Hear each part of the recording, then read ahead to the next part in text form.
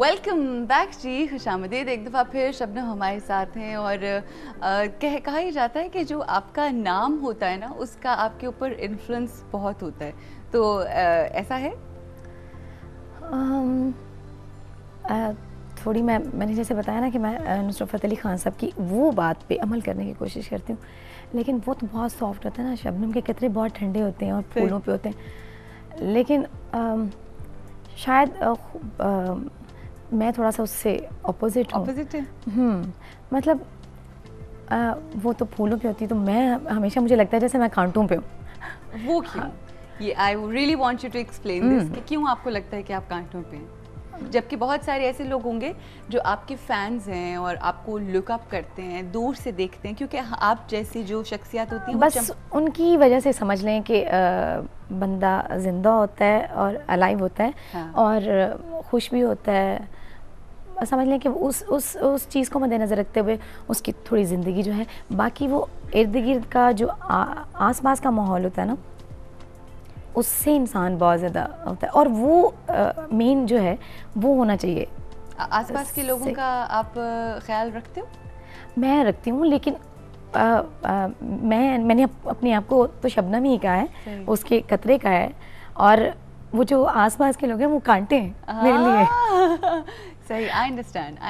तो अल्लाह करे कि उन कांटों पे कभी कभी वो खोपलें फूट जाएं फूलों वाली। अच्छा, सबसे ज़्यादा जहरीला कांटा कौन है? You know very well, but ये कि मैं यहाँ पे ऑनर तो नहीं बताऊंगी। हाँ। लेकिन अल्लाह करे कि वो भी फूलों की शक्ल इख्तियार कर जाएं, अल्लाह ताला उनको हिदायत दे दे।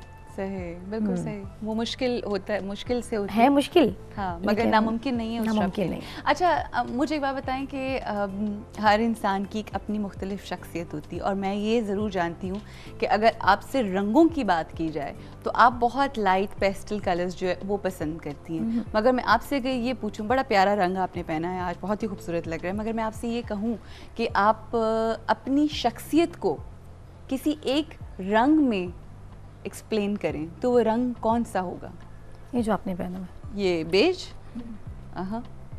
इसका क्या सिग्निफिकेंस, क्या है इसकी, क्या मतलब, क्या बड़ा सॉफ्ट मुझे लगता है कि जैसे इंसान बहुत सॉफ्ट है, सोबर, बड़ा सोबर और रिलैक्स। अच्छा, इसमें वो एक मेरे ख्याल अर्थी टोन भी है ना, तो वो डाउन टू अर्थ का शायद एलिमेंट भी है। बिल्कुल, क्या बात है, क्या एक्सप्लेनेशन दी है।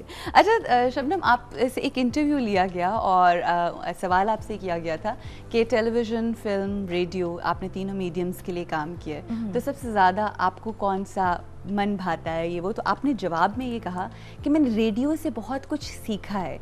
ठीक है, अब देखा जाए तो रेडियो, चाहे ड्रामा हो, चाहे सिंगिंग हो, कोई भी डिफरेंट एलिमेंट हो, बहुत ज़्यादा लोगों की जो एजुकेशन या एज एन इंस्टीट्यूट उसने काम दिखाया है, मगर आज के दौर के अंदर रेडियो को हम वो अहमियत नहीं देते जिस तरह से हम शायद प्रॉबली इंस्टीट्यूट्स को भी नहीं देते उस तरह की अहमियत। आपको लगता है ऐसा हो रहा है क्योंकि हम शॉर्टकट्स के अंदर जल्दी? बिल्कुल। वो असल में लोग चढ़ते हुए सूरज को सलाम करते हैं, लेकिन मैं इस चीज़ को नहीं मानती, ना कभी मैंने उस साइड पे जाने की कोशिश की है। जो हमेशा रहने वाली चीज़ है, फॉर एवर, मैं उस पर यकीन रखती हूँ, और रेडियो को मैं बहुत इम्पोर्टेंस इसलिए भी देती हूँ कि उसमें आप देखें कि आप नज़र भी नहीं आ रहे होते। सही। और आपको वॉइस एक्सप्रेशन भी देना पड़ते हैं, और फिर आपको लफ्ज़ों की अदायगी और फिर तलफ़ुज़ का बहुत ज़्यादा ख्याल रखा जाता है रेडियो पर। तो रेडियो से आप बहुत कुछ सीखते हैं, और एक्चुअली अगर देखा जाए तो वो आपकी माँ है, एक माँ का दर्जा, और माँ से बढ़ के तो कोई भी नहीं होता। तो उसी की जो परवरिश है, उससे हम कहाँ बैठते हैं, कैसे बिल्कुल, और वहाँ पर मेरे ख्याल है जो आपके जितने उस्ताद हैं जिनका ताल्लुक रेडियो से है, उनसे कितना कुछ सीखने को मिलता है। गायकी के अलावा उठना बैठना, किस तरह से बात करनी है, किस तरह से अदब करना है लोगों का, वो सारी परवरिश होती है वहाँ पे। तो मेरे ख्याल है वो जो वक्त के साथ साथ एक ज़रा आपको रेडियो को एक साइड लाइन लगा दिया गया है, ये I think it's very wrong. ये हमारे कल्चर के ऊपर, आज की पौध के ऊपर ये बड़ा नेगेटिव बिल्कुल। और अभी तो खैर बहुत सारे चैनल्स हो गए हैं, 103, 104, 1 पता नहीं कितने। हाँ। और आप देखें कि जब हम जो रेडियो से निकल के लोग जाते हैं, जब वो फिल्म इंडस्ट्री में जब मैं गई तो मुझे उसमें इतनी गलतियाँ लोगों की नज़र आईं कि अगर कोई टेक्स्ट पढ़ रहा है गाने का तो सारा ही गलत पढ़ रहा है। तो उससे क्या हमने देखा कि हमें ये समझ लगी कि भाई ये कहाँ तक है, वरना बंदा किसी को अंडरस्टैंड ही नहीं कर सकता सारी ज़िंदगी।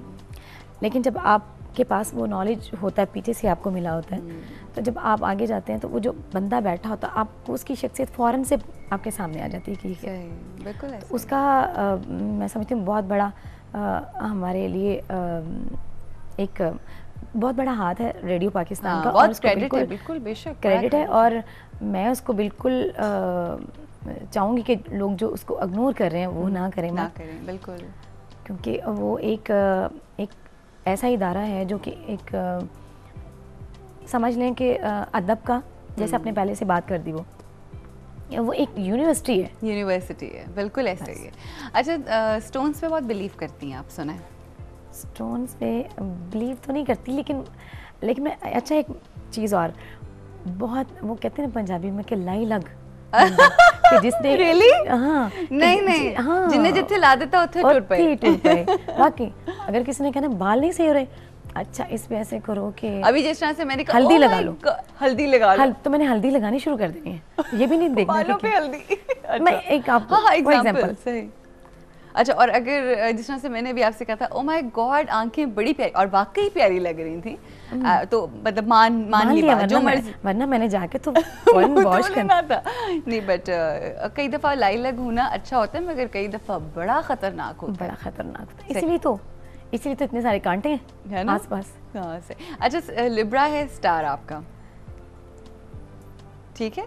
शायद सही इन्फॉर्मेशन, सही है मेरी इन्फॉर्मेशन? आप उनमें से तो नहीं हो, उन बच्चों में से जिनकी माँ बाप को पता ही नहीं होता उनकी डेट ऑफ बर्थ क्या होती है? मैं उन्हीं बच्चों में से हूँ। खोरे अम्मा दी बहार सी या नहीं बड़ी ठंड होनी थी। भाई बंदा पूछे, अम्मा दी बहार और ठंड जो है वो बिल्कुल दो ऑपोजिट चीज़ें, 6 महीने का फासला है। तो मेरे साथ भी अक्सर ऐसा होता है। मैं अपने जब वालिद साहब की पूछा करती थी ना डेट ऑफ बर्थ अपनी दादी से, तो वो यही कहती थी अम्मा दी बहार सी या सियाल दा मौसम से।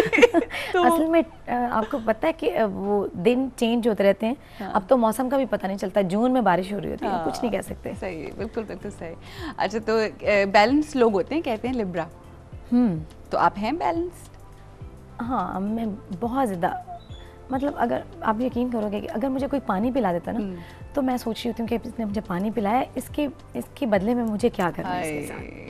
कितने कम लोग हैं ऐसे आजकल की ज़िंदगी में। और ये मतलब कोई ऐसी मैंने शोशा नहीं छोड़ा। नहीं, मुझे यकीन है आपकी चेहरे पे बहुत सारी चीज़ें जो होती हैं ना, वो अगर आप ना भी कहें तो वो नुमायाँ होती हैं कि आप कैसी शख्सियत हैं अंदर से। इसलिए तो हमने कहा था कि हम उस खूबसूरत सी शख्सियत को जानने की कोशिश करेंगे। जी, इससे पहले कि हम ब्रेक पर जाएं, हमारे साथ शबनम है और इन्होंने वादा भी किया है कि आज बड़ा खूबसूरत सा इन्होंने सॉन्ग सुनाना है। और अभी रिसेंटली जो मूवी रिलीज़ हुई है बोल, उसमें एक ठुमरी गाई है आपने, सैयां बोले, थोड़ी सी ज़रा उसकी हिस्ट्री और फिर उसके बाद हमें कुछ सुना दें। अरुज, ये एक पीलू में है ठुमरी, और ठुमरी को उन्होंने एक गीत की शक्ल दी है शोएब मंसूर साहब ने, और साहिर अली बंगा ने उसको अरेंज किया उसका म्यूज़िक, और बड़ा खूबसूरत अंदाज में वो ईमान अली ने उसको पिक्चराइज किया। अब मैं आपको वो गाना तो नहीं सुनाऊंगी जो बोल में है, मैं आपको वो सुनाऊंगी जो इसकी बेस है। ठीक है, बेस सुना दीजिए। सुबह सुबह में ज़रा गला इस पोजीशन में होता है, अगर हाँ, कोई आगे पीछे हो जाए तो। नहीं, आप बहुत अच्छा गाती हैं हमेशा।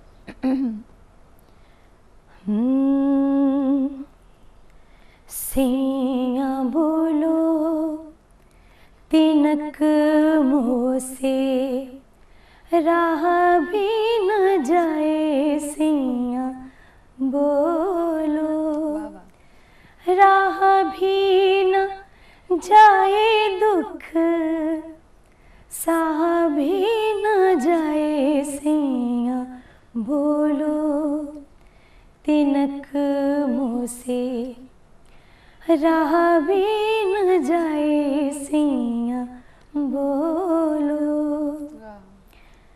मैं क्या जानूं बत्तियां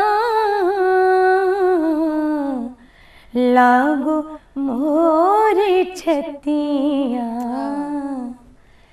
काना प्रेम रस घोलो सिया, बोलो तिनक मोसे राह भी न जाए सिया, बोलो। अब सुबह सुबह में मैं इतना ही सुना सकती लेकिन थी। इतना ही बहुत आला, जबरदस्त जी। ब्रेक लेते हैं यहाँ पे, और ब्रेक में हम कुछ और सुनेंगे, आप जाके ब्रेक लें और ब्रेक के बाद मुलाकात होती है जी।